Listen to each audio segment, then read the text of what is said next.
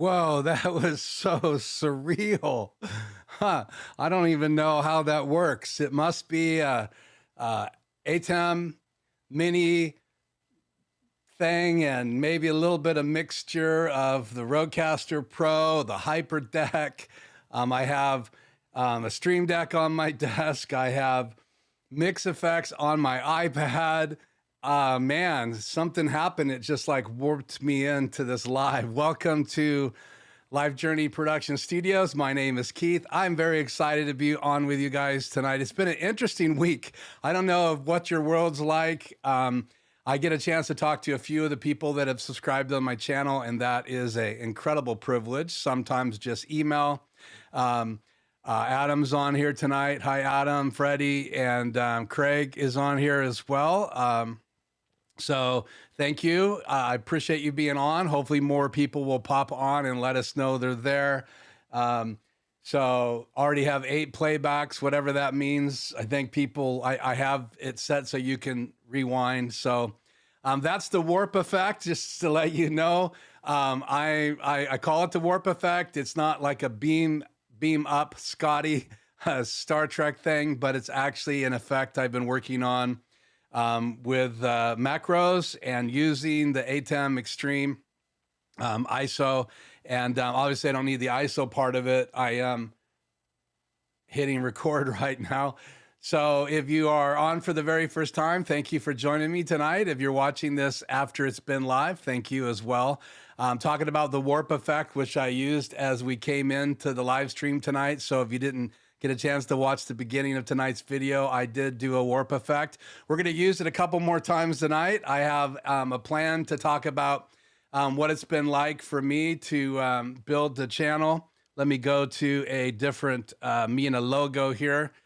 So building the YouTube channel has been one of the things that has been on the top of my mind on a day-to-day basis, because I decided back in October to take my Life Journey Productions studios and what I do, and the fact that I had been streaming and learning the technology, I decided to take it onto YouTube. I've been on YouTube on other channels, but this channel specifically is for my new business. I've shared here that I had a recording studio a while back. So we did some YouTube videos there, as well as I have done some things on Facebook. But in reality, this channel is new, and we've been building it. And that's what I want to talk about tonight, the things that I have learned along the way. But before we do that, I wanted to give a shout out to our subscribers. Thank you so much. You guys have helped me hit this little landmark here, 600 subscribers. That's tonight's still image, which you guys have probably already seen. Here's just the 600 subscribers without the still image from tonight.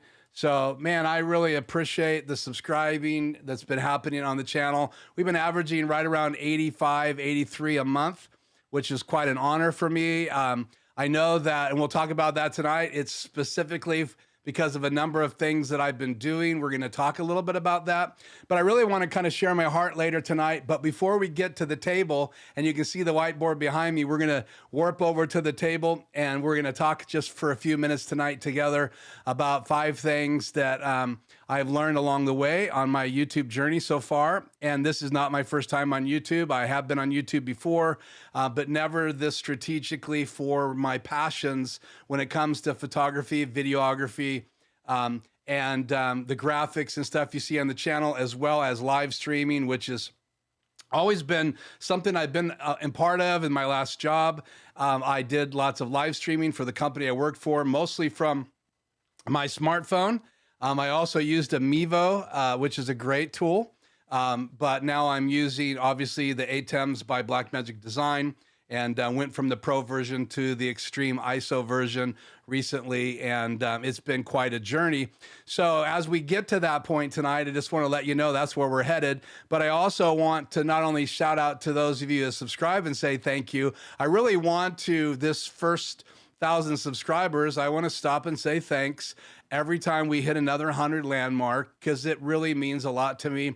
And I really want to engage with the subscribers and the people that are on the live tonight, as well as all the other times we're live. And we'll talk a little bit about the difference between live and uploading videos, because uploading videos is a different algorithm on YouTube.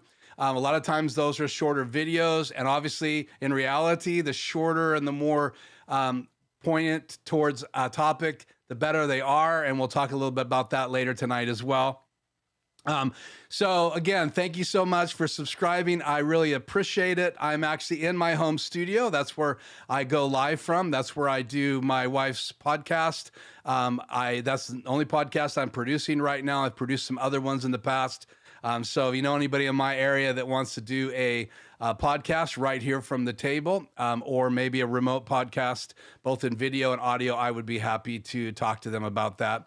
Also, I wanted to say not only thank you to the subscribers, but when you like and you share here on the channel, it really does help.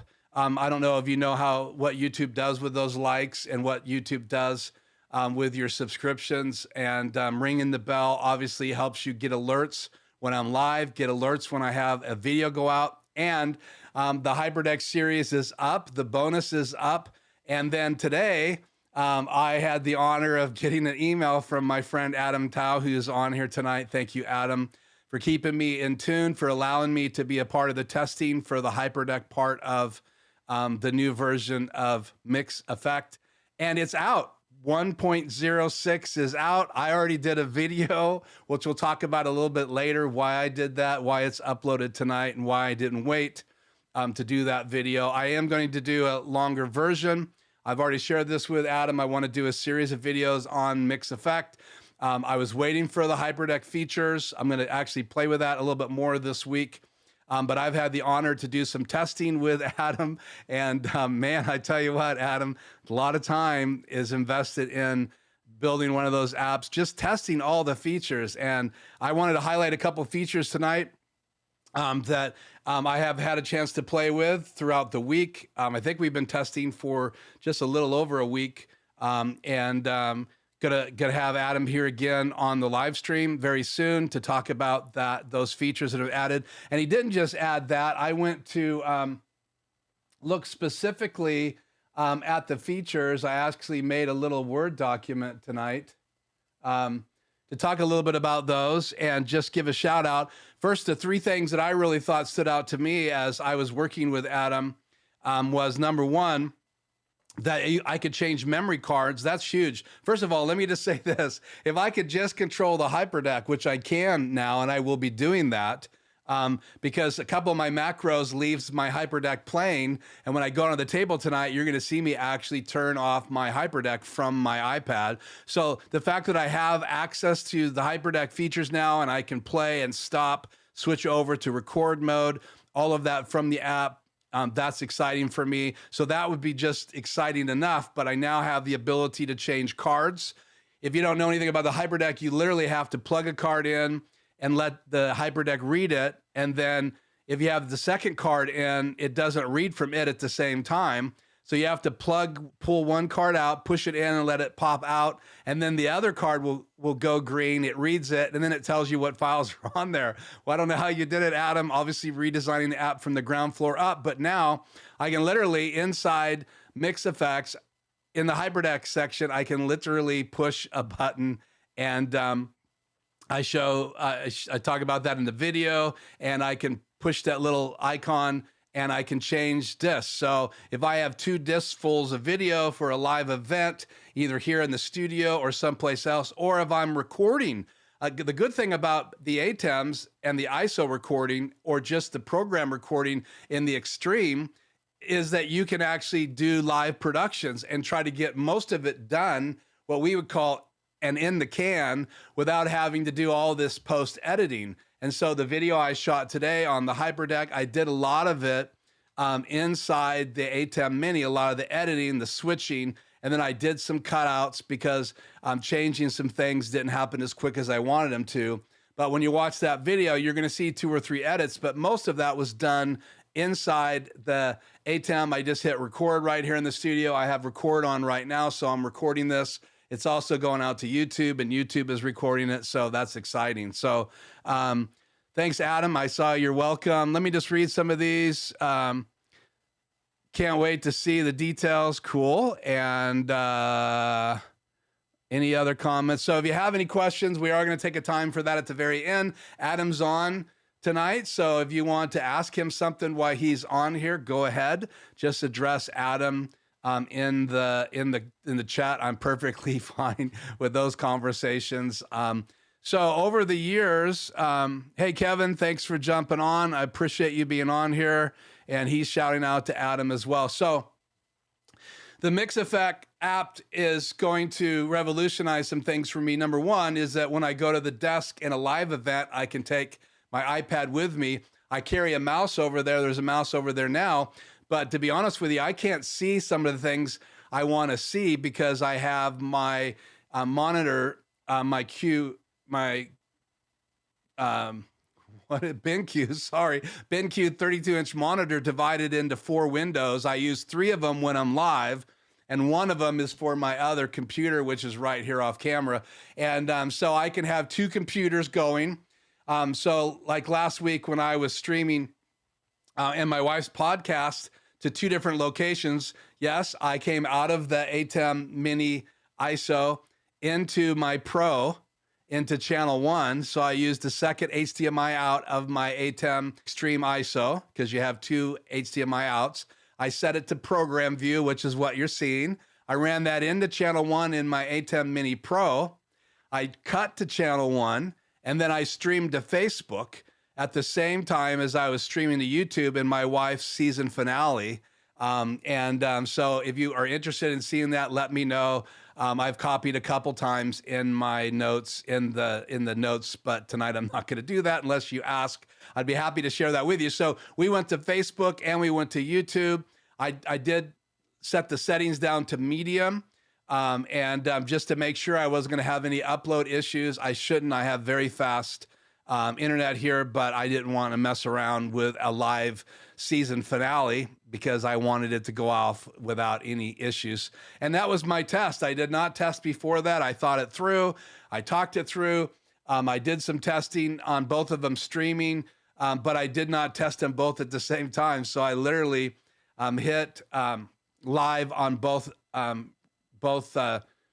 ATEMs, and one was going to Facebook and one was going to YouTube. So again, back to the 3 things that really stuck out to me. Not only can I change discs with Mix Effects with the update, I also can loop. And if you know anything about the HyperDeck, it has the ability to hit play once, you play a video, play twice, loops that video.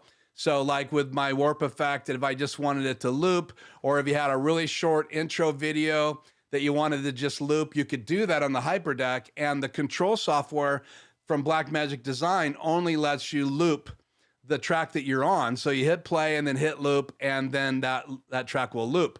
But inside the ATEM or the HyperDeck itself, right, you push the play button the 3rd time, and then it'll just scroll through all the tracks. So let's say you're at an event and you're using the HyperDeck to just show something on the screen, or before an event, and you just want these videos to play, right? You got clips of other events and you didn't edit it all together. You just load all those clips onto your disc. You hit that second button, that play button the 3rd time, and then it's going to play through all of those events and just keep going through the whole disc.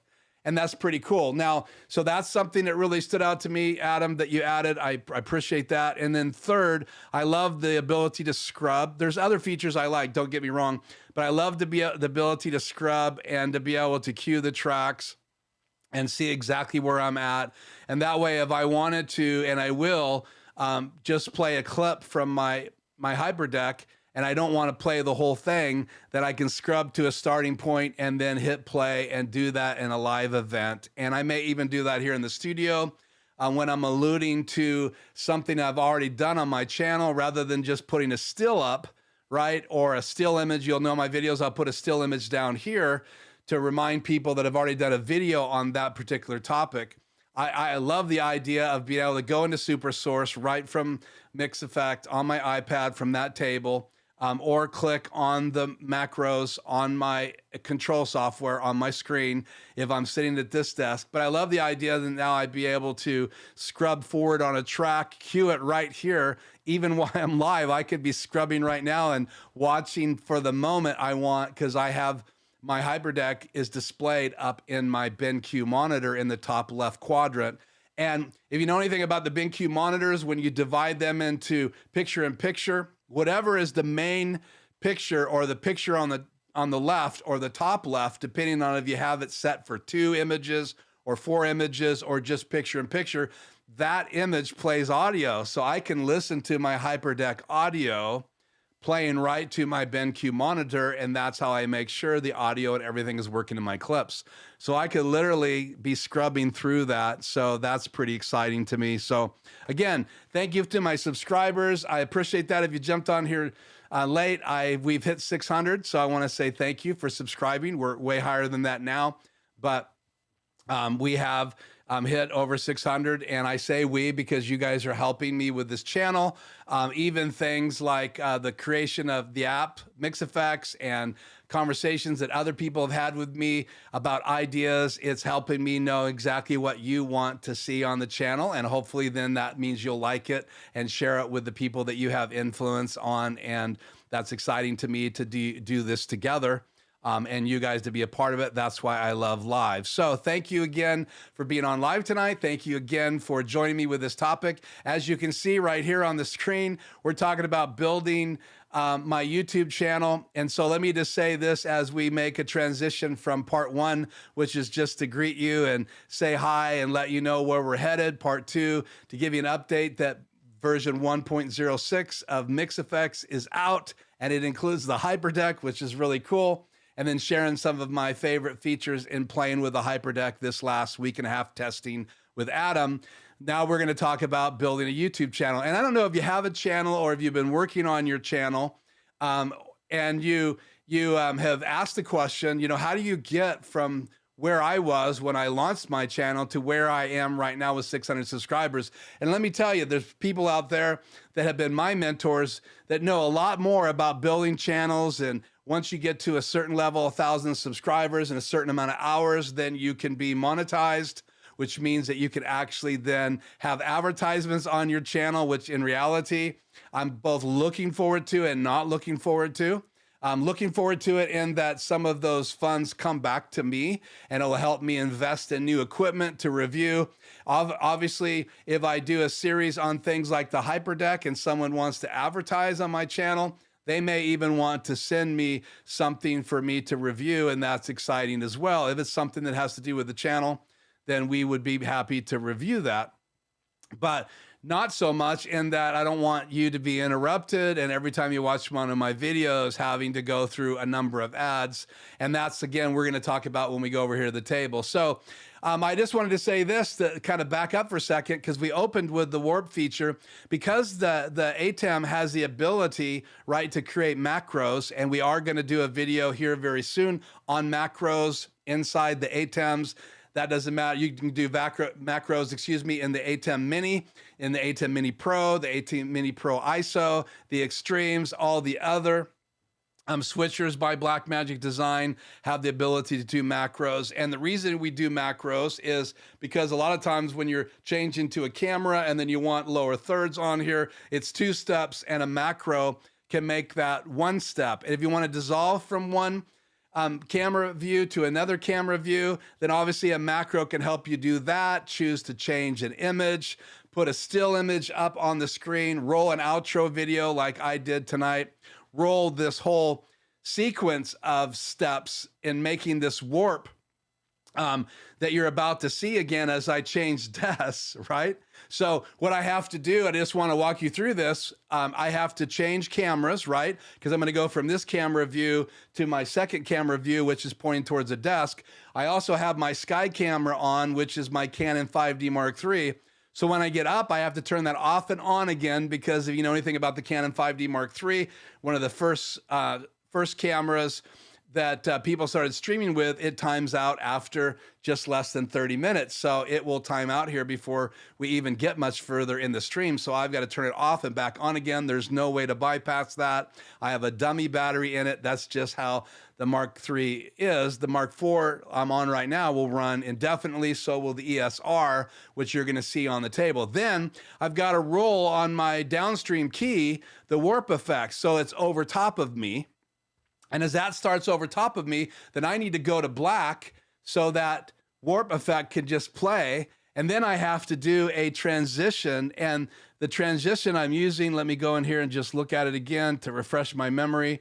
The transition I'm using is a wipe. And that wipe is going from a no hole to a hole all the way out again. And then I still want the warp effect on top of me. Plus I want the audio to play. And then I want me to be revealed and have time to get from here to the table, because I'm going to take my iPad. I'm going to take my little portable phone to watch the chat. And my iPad is so I can change to other macros in Mix Effect.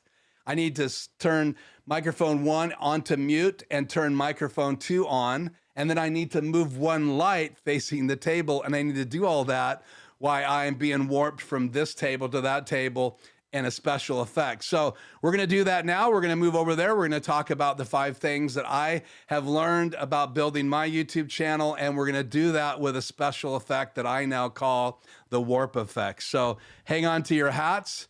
Here we go.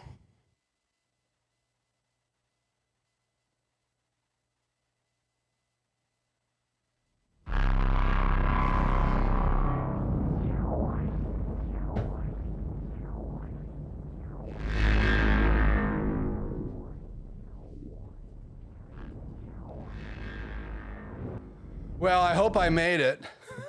So let me know in the chat if you can still hear me. And I need to turn this crazy effect off. I should have re-recorded it, but I just turned off that video effect in Mix Effects in the HyperDeck feature. And so thank you, Adam. And I didn't know if I was going to be using the testing app tonight or if I was going to be using the real thing, but it got posted to Apple to review, and it got checked out, and then it got uploaded, and you can go on and update your Mix Effects if you have it now. And I'll try to look at this camera. So I know the Sky camera's live right now, so let me just cut to it once.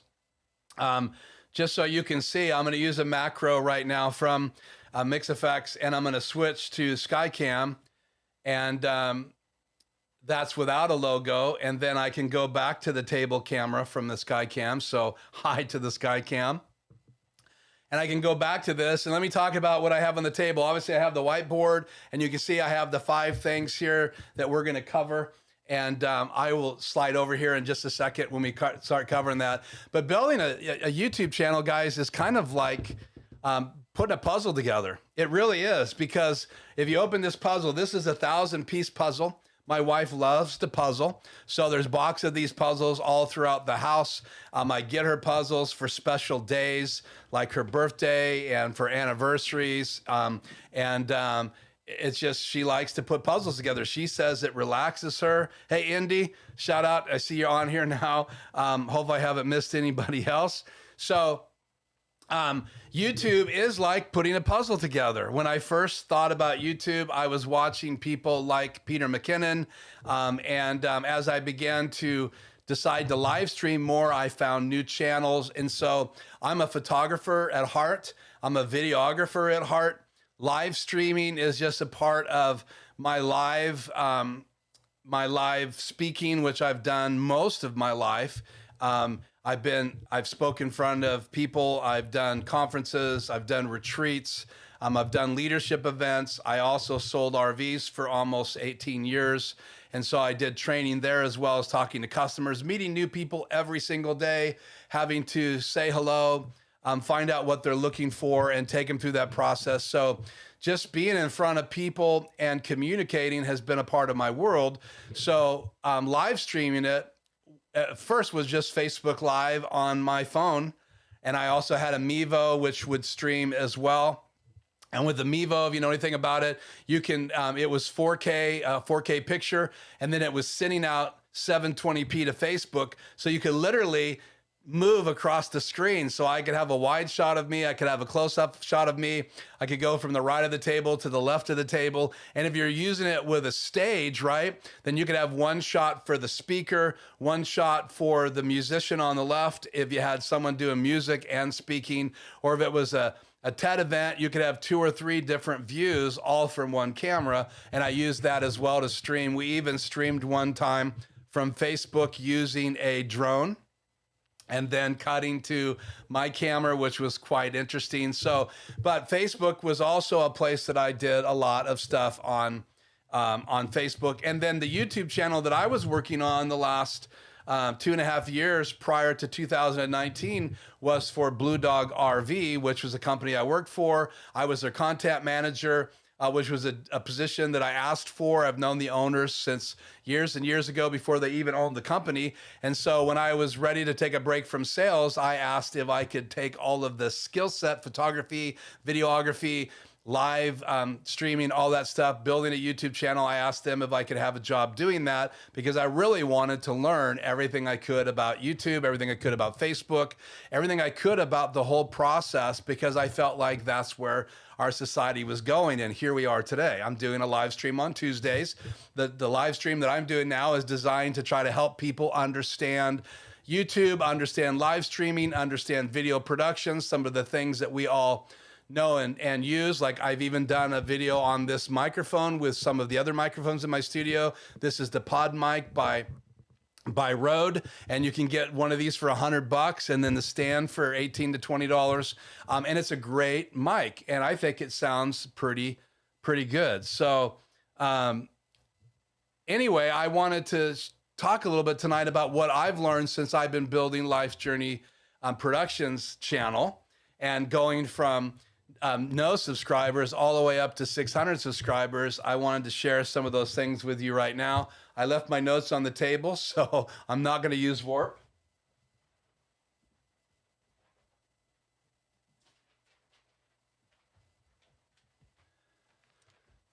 So if you're wondering if I'm using a teleprompter, yes, I am. I'm using a paper prompter. So the first thing I wanted to talk about that I learned is, and this was something I was wrestling for a long time. In fact, I really postponed my channel because I had to make a decision about this right here. Let me scoot back a little bit now.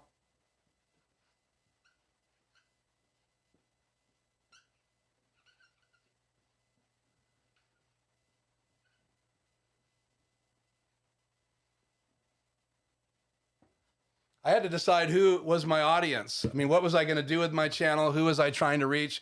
Who was I going to talk to?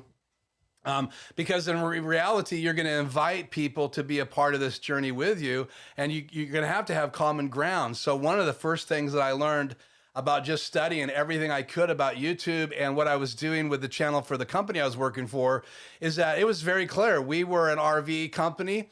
And so people were either looking for service or they were looking for sales. They either had an RV and wanted to trade, or they had a passion about getting their first RV. Maybe they're upgrading their RV. And it was really simple what we were about and what we were doing. So everything that I did on that channel had to do and revolved in around RVs. And I wanted to hit it from the service side as well as the sales side. And obviously what drives the company mostly is sales. And the second thing that drives a company would be then service, right? Because if you don't service RVs, how are you going to take care of your customers? And so those went hand in hand, and lots of other things, right? There's other important roles around that, from checking in RVs from the factory, telling stories, meeting with reps, talking about new products, new floor plans. But again, it's centered around RVs. So if I was going to start a channel, which direction will I go? What am I going to focus on? And I had to make a decision that I couldn't pick one single audience, that because I have a passion about a number of things. And if you're on the channel, or if you watch my channel, you know that I have a passion about PCs. Don't get me wrong. I've had a Macintosh. I had a very high-end Macintosh right here in my studio. Some people call it the cheese grater, but I spent $6,000 on that Mac that I had in my recording studio, and we recorded on it. I had also a PC for producers that didn't know how to use a Mac, and I had 2 computers. I always had a PC and always had a Mac, and I was always going back and forth to those. And so I have a passion for that, though this channel probably won't be about the different video cards that come out, but I will occasionally be touching on PCs and about things around the PCs. And as live streaming has taken place in this last couple of years to a new level, that has become a focus of mine personally, because I've had to learn and grow in that area. And also it's become a part of my channel. So who's the audience? So if you've been in my channel, you know that my audience are people that live stream. My audience is also a generation that's seen my son and I together, and he streams games next door, and I stream my channel, which is mostly live streaming, video production, and video production tools. And I also have this passion for photography. I've been just kind of holding off because I've already built this audience of gamers, this audience of live streamers, the people that are interested in putting together their own studio and live streaming and have questions about audio and that stuff. I didn't want to get too broad too quickly, but you look on my channel, you're going to find a playlist that actually touches on photography. I did one with my second oldest son that had to do with green screen tricks. And he wanted to take a bunch of photographs of his mountain bike and his snowboarding gear. And so I said, yeah, let's do it. Let's make it a video on my channel. So not only will I talk about photography, I'll talk about live streaming, the tools that go together, because the cameras that I'm using, you can shoot photographs with, as well as you can do video production with. And the lights have a lot of things in common. You can use LED lights that stay on all the time to do photography, or you can use flashes. And I have a very nice set of Einstein flashes that I have in a kit in my garage, and I have a studio in my garage that I haven't done a live stream from yet. And that studio in my garage has 3 different backgrounds that I can pull down. One's a green screen, one's white, and then I have the ability to change between black and gray. And again, that's a direction that I'll be heading eventually on my channel. Now, the second thing, and I'll expound more on these in videos to come. The second thing that you have to decide, and that I have learned over my journey so far, is that you have to actually decide what you're going to do about this new thing called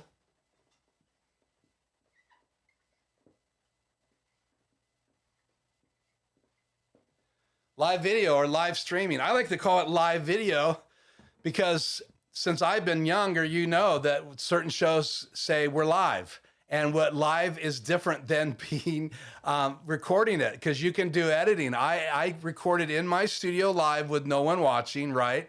And then I was able to edit my video today on the update to MixFX 1.06, and I was able to edit that. This video is going out on YouTube Live, and it is live. So what are you gonna do with live? Because in reality, what we've been learning recently is that the algorithm for live is different than if you upload a video. So if you're going to build a YouTube channel, you're going to have to decide if you're going to go live. And there's lots of people that don't do live videos on their channel. And I think, in my personal opinion, I think they're missing an interaction that I get to have with the audience that I think is amazing. And I love this. In fact, I get texts or get alerts all week long of people that are asking me questions on my channel. And because it's still small, I have enough time during my schedule to answer those questions. And sometimes it takes some thoughts. Sometimes I don't have an answer. And sometimes I feel like I need to find an answer because it's a question related to what I've talked about here on the channel. So 1 is, who is my audience? 2 is, what are you going to do with live video? Because there are more than videos that we upload. There's also live videos. And we'll talk just a little bit about how we use those. The third thing is,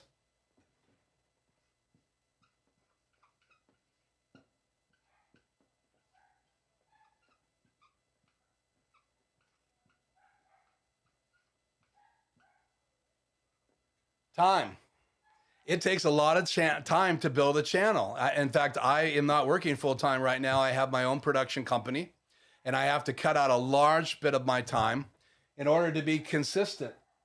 And so if you want to be consistent, and if you want to continue to engage with the people that you're engaging with on social media, on Facebook or on YouTube, and you can go live on Facebook, you can go live on YouTube, and there's other places you can go live. You can go live on Twitch. If you're a gamer, you can go live on other channels as well. You can do short little videos, and there's lots of other things out. I'm focusing tonight on YouTube.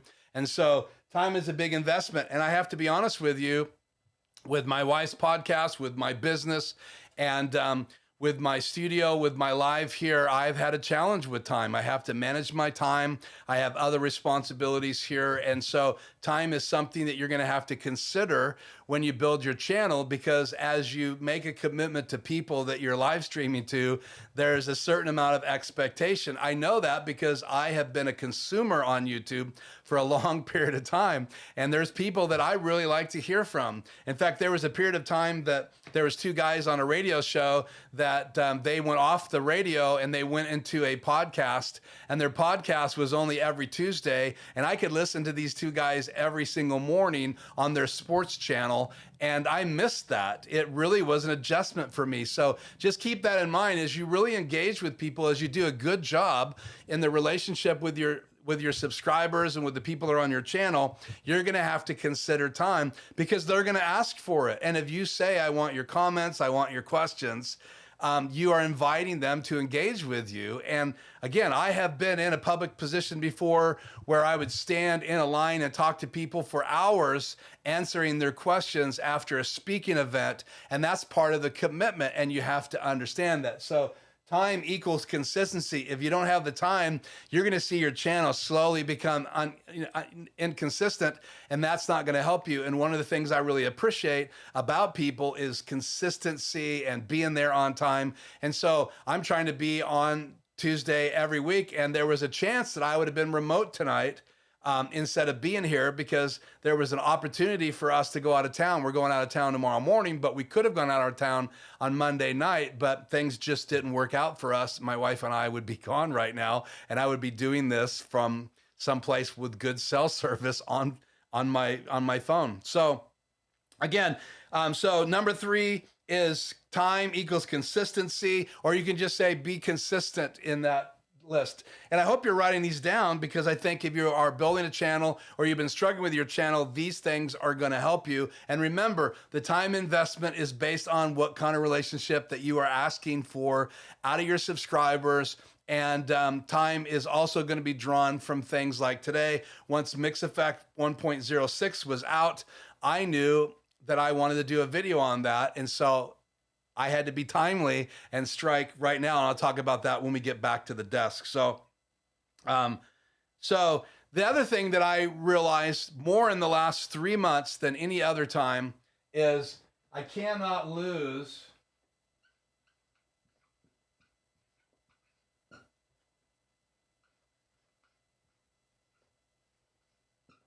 So we talk about people losing their mind, right? So I can't lose my creative mind. My creative mind is what drives me. I'm a creative person. If I was in a job and I didn't feel like I was learning anything anymore, I wasn't creating, I wasn't doing new things, then I would lose my mind. I'd lose my creativity, because creativity is a part of who I am. I'm a creative. I'm a little different. My dad was an engineer. He was a nuclear physicist. So I have that engineering side of me, which makes me very practical. It also makes me look at things pretty deeply. How do they go together? How are they built? I don't tear things apart, but I wanted to push every button on the ATEM extreme ISO that I could possibly push before I started creating macros on both the Pro and the ISO, because of that part of my brain. So don't let yourself lose your creativity or lose your mind, because as you're doing videos, you need to have that passion, that drive. And in fact, I think there's 2 things that drive us that people talk about not always together. One is our vision, right? If you can't see forward, then you can't get forward. So if you're driving or you're in a boat or you're on a bike, you got to be able to see. And so we all know what happens when we're driving in the fog. We flip on the fog lights, they point down, because if the lights point up, all you see is the fog. It just makes the fog brighter and harder to see through. But if you point the lights down, you can still see the road, and you need to have vision, right? You need to have that vision, and then you need to have that passion burning in you. That passion, if you're a football player, a hockey player, or a live streamer, if you're a creative and you like to paint, or you're a photographer, or you're a videographer, if you lose that creative mind, right? And then you lose that vision, that ability to see where you're going, and you lose that ability to have passion that keeps you motivated, then you're in trouble. And so you don't want to lose that creative mind or that passion. And we'll just put all those together. In fact, why not write passion on here too? So this last one is really important, and it's really been a lot of my thought process in the last number of weeks. I just finished a series on the HyperDeck, and I'm passionate about that particular product, but it doesn't apply to everybody on my channel, and I'm not going to probably see incredible numbers, even though the interview I did with Adam live is doing really well, because a lot of people are wanting to connect and get to know a little bit who he is. And that's true with anybody else that you may have an interest in the product they made or their channel. Then you might tune in to like a Peter McKinnon interview on someone else's channel, or someone else being interviewed by someone like Peter McKinnon. And so in reality, this last one is that you have to know how to continue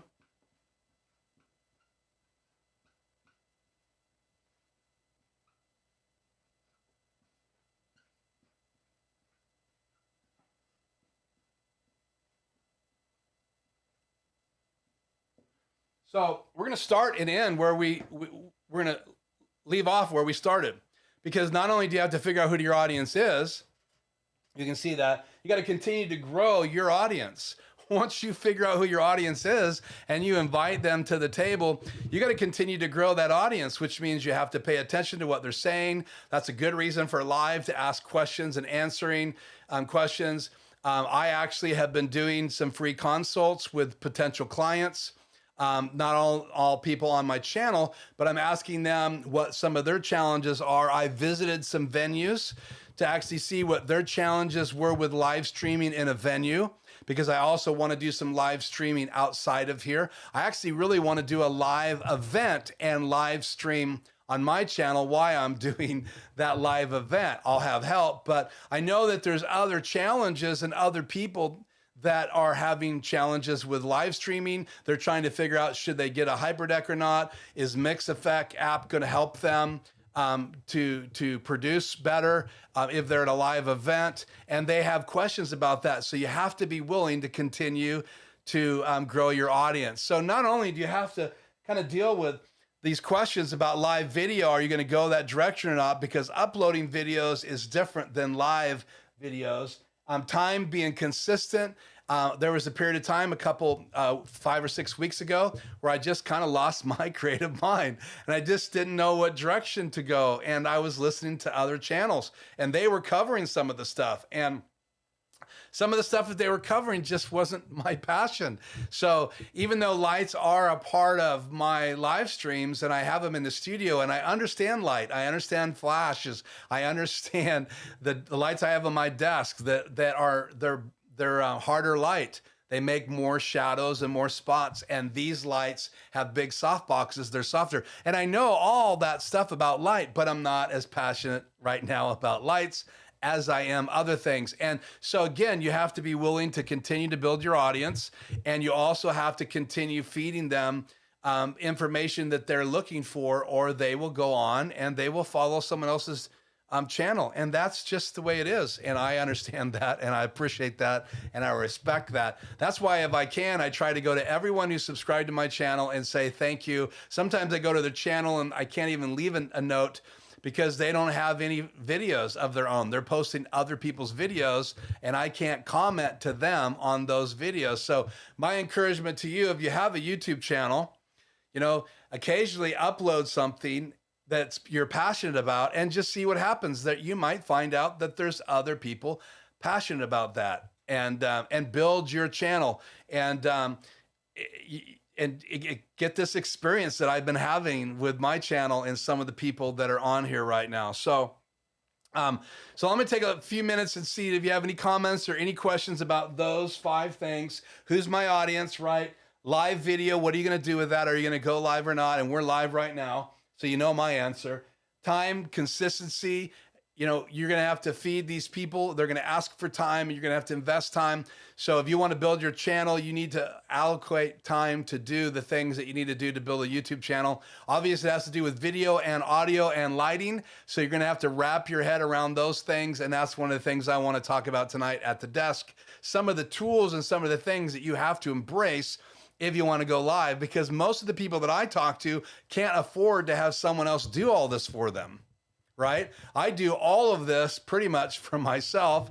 And then I also do it for my wife, because she would not be on YouTube if it wasn't for me. That's not her passion. But I felt like for her to build her channel was really important. So I helped her. So creative mind, not losing that, not losing your passion, and continuing to grow your audience. That's why I care. That's why I want to stop and say thank you to all the subscribers that helped me get to 600. And also the ideas that have come from this relationship and being on YouTube, because that's where you learn about things that you then go, wow, I like that. I want to know more about that app for the iPad, or I want to know more about the HyperDeck, or I want to know more about the streaming bridge by Blackmagic Design, or something else comes out like my 50 RS lights, these GVM, great video maker lights that I have, the little LED panels that are both RGB, and I can change whatever color temperature I want them from cold to warm right here in the studio. And those are throwing light down on these corners and on the back of me as kind of a hair light. So again, as you discover those things, you will probably make a video on those. Now, this is about as close as you're going to get to me making a video on a 1,000-piece puzzle.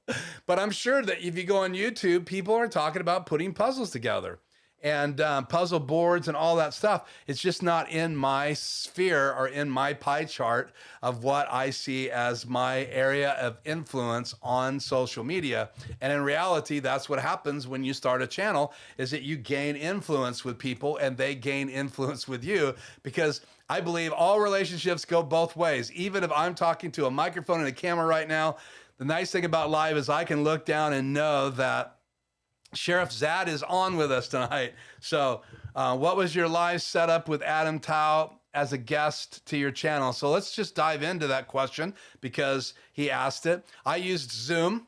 I brought Zoom onto my desktop, put Adam in full screen, and I run all my audio through my Rodecaster Pro, and then I feed out of my Rodecaster Pro to the A10 Mini Extreme now in channel 1, and that's what I'm using. My HyperDeck comes into channel 7 and 8 input, and I have audio follow video on my HyperDeck channel 7. So when I play a video on my HyperDeck channel 7, then you hear that audio, and when I'm not using that channel, then you don't hear that audio. And then I also use SuperSource. So I went into Adobe Illustrator, I created a still image for the foreground, because in the ATEM Extreme, you can put graphic behind SuperSource or in front of SuperSource. And when you put it in front, you can just take a still image, and then you make holes in that still image, right? So they're transparent, and that's where SuperSource plays through. So you would have to have a different still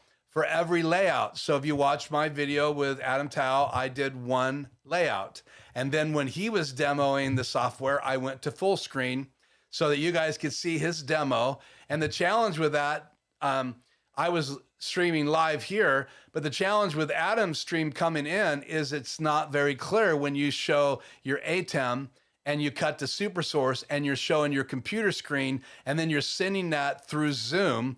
That's not the greatest way of being able to get people to be able to see the image. And so since then, I've learned about apps like Ninja for OBS, and I'm doing research on that right now, and I will do a video eventually and talk about it in a live. So I hope that answered your question. Zoom, Adam called in, full screen, showed the desktop in my SuperSource with me, my camera 2, which is where I was that night.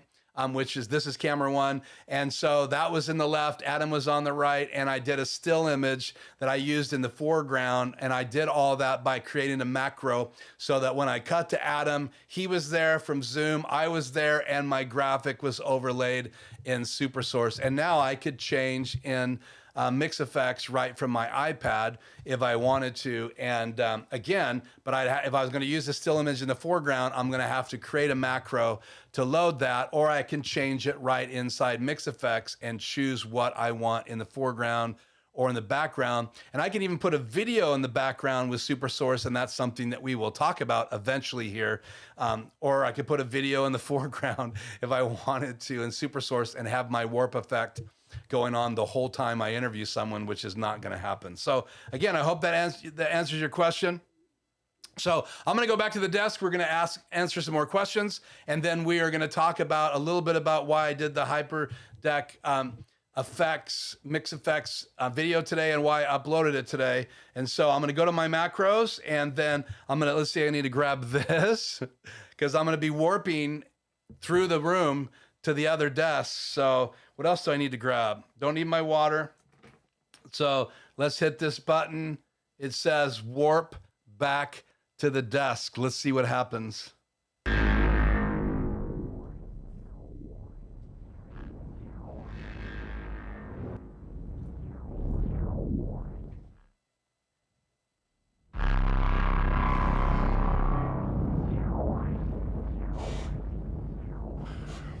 That is so freaky when that happens.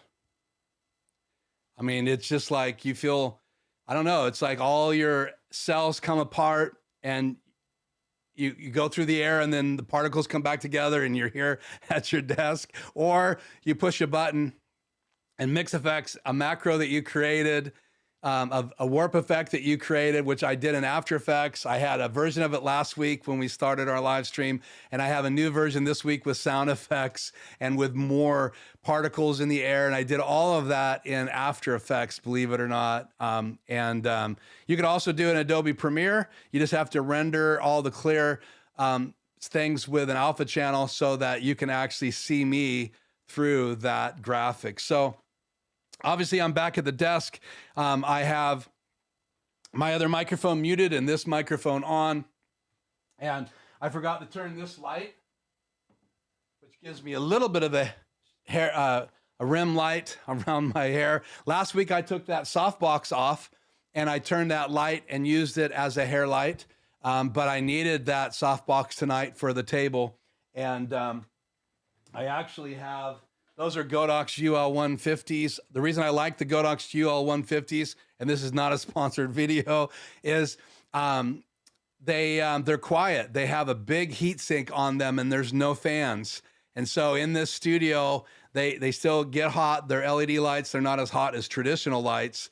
Like my Einstein lights, they have the ability to flash and they have a bulb in them so that you can see what the light's going to look like. So if you want one to be the key, one to be a hair light, one to be a fill light, you can see what that's going to look like. And then when you take a picture, it shifts quickly into flash mode, and then it goes back into what we call bulb mode, so I can set those lights up. And so I like those lights because they have the ability to be remotely controlled, and I have them both on channel A and B and on one channel, so I can change what one is and the other one is. So tonight, I had one softer than the other one to make it more a key and a fill. And so the light on my left, your right, looking at me, was the key light. And then I had the fill light, which was my B light on the right-hand side. And it was about 20% not as bright. And I had to order this. It didn't come with these, but right here is the controller. And I have the ability in the LED to see those lights and set those lights. And then on my desk, as I've shared before, I have two Elgato key lights, one right here and one right there, and I can run those from my Stream Deck. And I really haven't done much of any videos on my Stream Deck. So I warped into the show tonight. I warped over there and I warped back here. What did you think of the warp effect? Do you think it's stupid? Do you think it was cool? Please let me know in the comments tonight. And I apologize for getting all technical and doing that 3 times tonight. I promise I will not do the warp effect every week. So Adam is saying he typically runs in landscape mode because I have my iPad Pro in the Magic Keyboard case. Yeah, and I'm running landscape too as well, Adam. So because I have this case and I have an iPad 2, I do not have the Pro. I will be getting a Pro here eventually sometime this year. but I guarantee you I'm going to make sure that it can run the apps that are important to me. So I'm watching that very carefully, and I've got a lot of research to do because I have a bunch of apps. And I shared last week real quickly, you can write on the screen with an app called Procreate, and it's super, they say it's one of the best apps for drawing that's out there right now. It goes perfectly with the Apple Pencil, and I forget what it costs. I mean, I did have to pay for that Pro app, and there's a version specifically for the iPad, and it's specifically made more for the Pro. So, and it has the ability to send a clean image on the screen. And I showed last week how I could write over myself, even though when I turned my laptop, some of the buttons popped up, or turned my iPad, some of the buttons popped up, and I didn't want that to be on the screen at all. So I used the whiteboard tonight traditionally, and I've used a whiteboard like this 1,000 times in my life. And I wanted to go to the table and write on the whiteboard. But I could have done the whole thing writing right here on the screen next to me, but I would be writing on my Procreate app on my iPad, and I have other apps for drawing on my iPad as well. And I have this pencil. It's a 53 pencil. It came out years ago. There was a paper app, which I still have, I paid for, that I can draw on, but it's not near as technical as the Procreate. And then for my Asus ZenBook Pro, which is my laptop that I do most of my video editing from, and I have my NZXT computer that I bought a little over 2.5 years ago. My son bought one in October, which we did a review here on, an unboxing, actually, not a review. But my laptop, which is a very high-end i9 laptop, I spent a lot of money on it and wanted to be PC at that time. And so it came with this pen.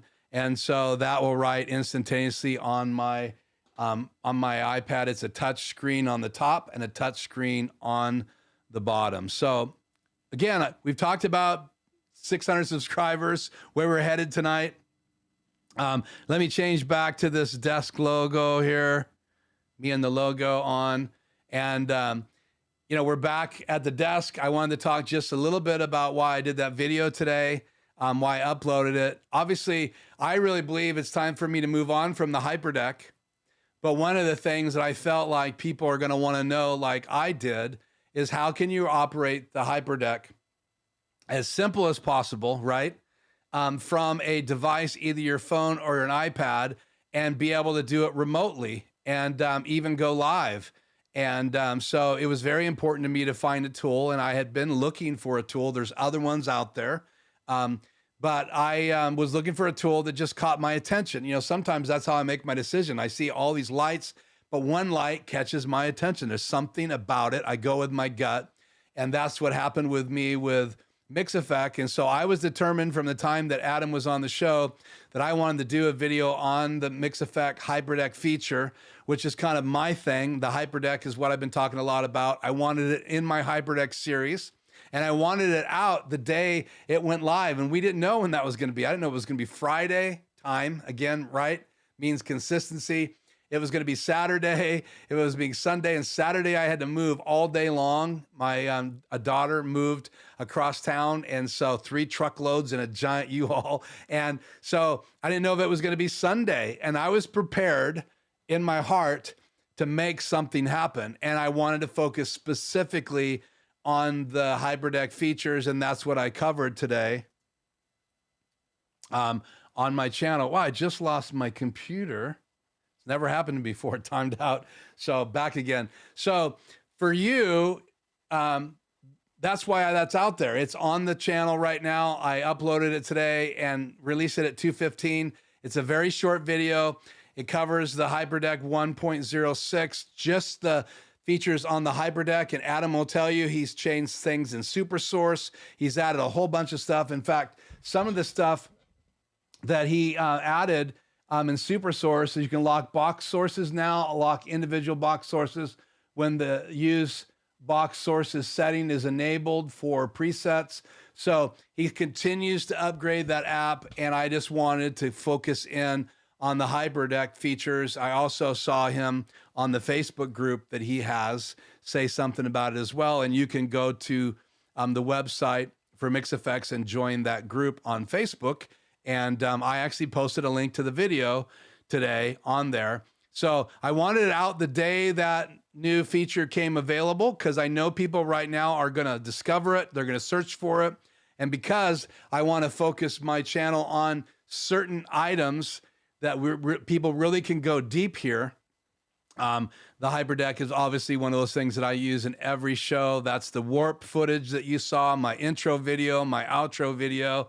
When I show you sneak peeks, I actually render those and put them on the HyperDeck. So it is a tool I use all the time. And I will be talking about other tools in here, like the Rodecaster Pro I've talked about. And there's so many things in the studio that I need to use all the time. So the last thing I wanted to say, I'd love to have you on, Adam. That's a definite, just figuring out when. As I wanted to say that I'm still learning Ninja. And I watched the videos from the guys that created it. And to be honest with you, it was a little bit over my head. I know you and Aaron Parecki said it wasn't difficult, wasn't hard. So I need to make sure that I know how to run those rooms and be able to set that up and make it work correctly. And so I actually have downloaded Ninja.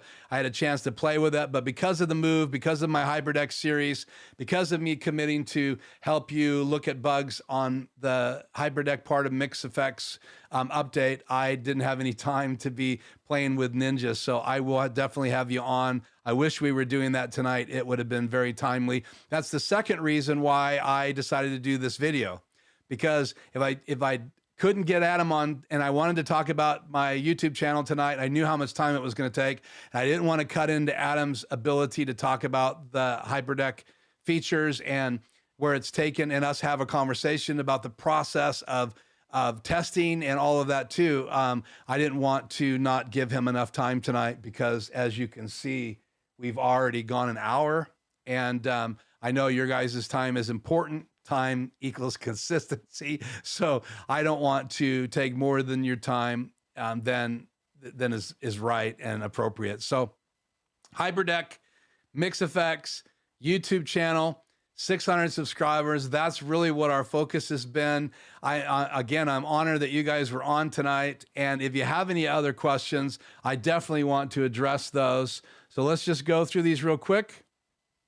When you start a channel, how many times a month would be okay to have a live stream versus upload videos? Here's what people are saying: consistency. So we all kind of have this clock in our heads, right? We have a Monday, Tuesday, Wednesday, Thursday, Friday, Saturday. So it makes sense for a live stream to be every week and a video to be uploaded every week, if that's possible. And a lot of people say that. If you really want to build your channel and be consistent and keep your audience engaged, you could also do a live stream bi-weekly, right? But I have found, Freddie, that it needs to be consistent. And I haven't always had a upload video one a week. I went through that dry spell, and then all of a sudden I have put out 7 HyperDeck videos in a short period of time. But I have other videos that I want to do, and I wish that I could go back in time and find that passion, that creative mind, and keep creating those videos. I even did one on my gimbal, right? And I didn't get a lot of views on it. And I realized that that's not my audience. People that I'm talking to right now are not using gimbals, or not using drones. And if you are, you're not looking at my channel for information on those things. So you have to really keep focused, and you really got to know, Freddie, which direction that you want to go and how consistent, what are the expectations. I have people that have actually asked me, are you going to be on this Tuesday? Are you going to be on next Tuesday? Because they are looking forward to the videos, and that's part of what drives my consistency. So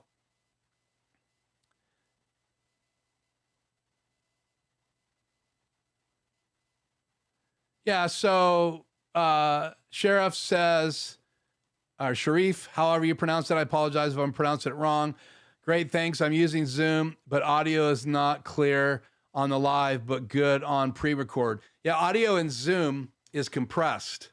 And so, man, I'm telling you what, the challenge is these apps that you can use, especially the free ones, right? So you can have a free version of Zoom. I have the paid version for my wife and I, because she was doing her classes in Zoom during, you know, the challenge we've all faced with being shut in the house. she couldn't do live training. She has a live training Saturday. She has a live training on Monday because she's a midwife, and she had to do all her classes live. So I used Zoom meetings, and I also recorded it. And I did some lives as well with her. So again, playing around with Zoom, looking at some of the other packages that are out there like Wirecast, using OBS now that it has the Ninja piece that you can download for free. Again, OBS is free. A new update came out this last week, as well as the Ninja piece lets you bring in viewers, and you can do things like Zoom. You can create rooms. You can be a producer in those rooms. You can put people in a green room waiting to come on live. You get to say who's coming in live and who isn't. And so audio obviously is an issue as well. And there's some codes that you can use to help the audio even in Ninja. And again, Aaron Parecki had something on a guest on his channel. They talked about Ninja. So I would go back and watch Aaron Parecki's live from Sunday, and I will put a link to that here in the notes tonight because that was a good one, very timely. Good job, Aaron, because a lot of us are researching Ninja, and you having that live was very strategic in our little world, our group here. So thanks for that comment, Sharif. Adam had a question from Freddie. Yes, Adam, we'll have to talk about that. Freddie wants to know when you're going to be on live again. You are part of the show now. Having the HyperDeck, does one still need the Stream Deck? And in role play. So here's the thing about the Stream Deck. I'm sorry, Adam. A lot of people don't want to use an app, right? Because there's no tactile feeling. There's just security and a keyboard, push a button. In a Stream Deck, push a button. The ATEM, push a button. And I'm a button pusher. I knew how to push my mother's buttons. She would tell you, God bless her soul, she's in heaven now waiting for me. And but pushing buttons is not something you get to feel, that tactile feel on the iPad, right? So people even have built little MIDI button systems. And so using the ability now that Adam has created to be able to use mix effect with the Stream Deck, then you can still streamline your process. The advantage of, pay very close attention, everyone, because this is what I learned here in the last couple of weeks. The big advantage of the Stream Deck is it can control other things. So if you just want to launch macros that control your ATEM or your HyperDeck, you can do that through mix effects. But if you want to activate other things, like if you have the ability to control your audio, if you have the ability to control different features in OBS, or you want to control different things like your lights, like what if I wanted to have a macro that changes cameras and changes the settings in my key lights? They are controllable. That's why I bought them. I can control them. I can raise and lower them. I can dim my main light right now and make it darker. And I could be creating a macro. I'm actually pushing buttons on my Stream Deck. So I tell all my clients that you want to probably add one of the Stream Decks to your studio. And you can create pages so you don't need the XL like I have. You can get one of the smaller ones. In fact, Aaron Parecki has a stand now for the Pro. And he has a stand now for the Extreme and the Extreme ISO. He's also created a attachment that you can pop on the Stream Deck, and he's creating one for the XL, hasn't released yet. And so there's lots of people out there that are a firm believer that you do need both. And I hope that answers your questions. And I'm sorry, because I know having a Stream Deck is an investment. I purchased one for my son for his birthday a year and a half ago, I think now. I purchased a Keylight Air for him for his birthday because he wasn't investing in lights, and I know he's streaming on his game channel, and I knew he needed a light, at least one light, right? He had cool LED lights, so that's why I bought him the Stream Deck. And all he's really doing right now is turning the stream on and off, which you can control OBS from your Stream Deck, as well as you can control the Mix Effects app can also go into Companion, which is a plug-in that you can use in with the Stream Deck, and you can put it all together. Adam did a video on his channel, so go watch that. If you don't have Adam's channel, I will put his YouTube channel in the notes tonight so that you can find that. And you should watch his video as he talks about the integration with Companion and with the Stream Deck. So I hope that I didn't destroy that one, Adam. So I don't see any questions. I will say this, Adam actually got to experience the HyperDeck this week. And we talked a little bit about that. I'll let you tell that story when you're on live. So I think that's cool that I've even been able to talk with Adam about the HyperDeck and how to connect it and all that stuff. And I got a chance to do some of the testing for him because I have one here, but I don't have two. So I don't know how we'll test doing more than one HyperDeck, but Adam actually created some new updates in 0.106 to be able to have multiple HyperDecks up to 4, and you can read that in the release notes of that app, and that's cool. So I do plan on adding another HyperDeck. I've been trying to decide when I'm going to make that plunge so that I can demo multiple HyperDecks here in the studio. One doing motion graphics, one doing video, and then eventually I want to add one to record. And I can see why you would have up to 4 for a live production. And until I'm out doing some high-end live productions, I will probably go to 2 and stay there for a number of reasons. So, cool. Yeah, Andy, creative mind.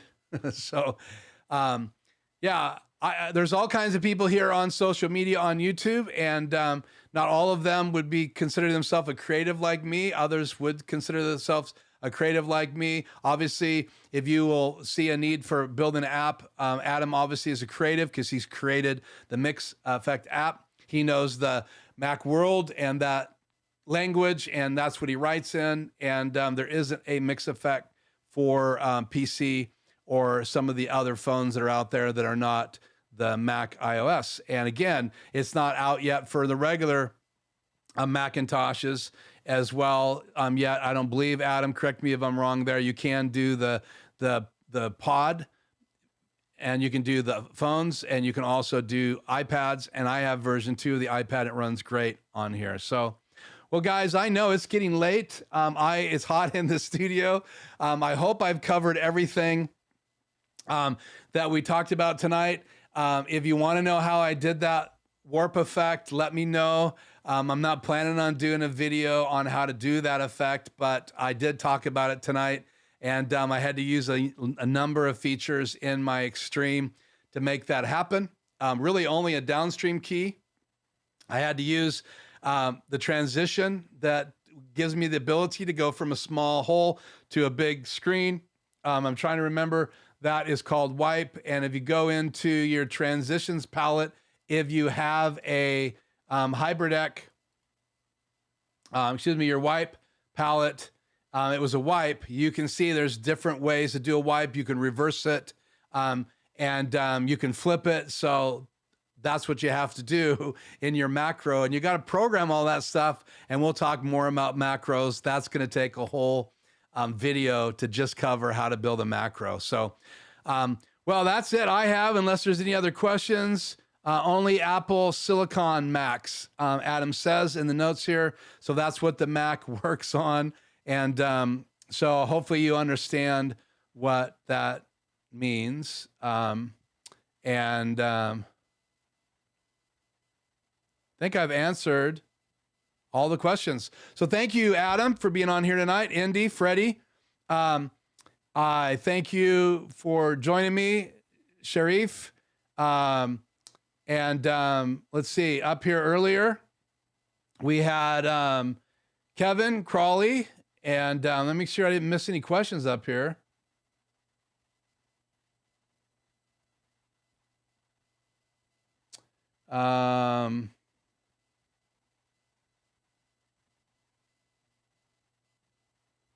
Yeah, I think I got them all.